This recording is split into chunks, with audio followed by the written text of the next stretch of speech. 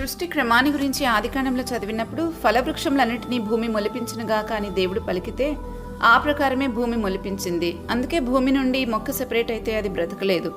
అలాగే నీటికి దేవుడు ఆజ్ఞాపిస్తే నీరు కూడా జీవరాశులన్నింటినీ పుట్టించాయి. అందుకే నీటిలో నుండి ఆ జీవులను వేరు చేసినప్పుడు అవి బ్రతకలేవు.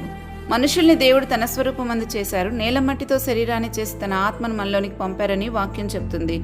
అలాగే మనిషి ఆత్మ కూడా దేవుని నుండి వేరైతే ఆత్మ బ్రతకలేదు. ఎలా వేరవుతుంది అంటే దేవుని మాటను అతిక్రమించినప్పుడు.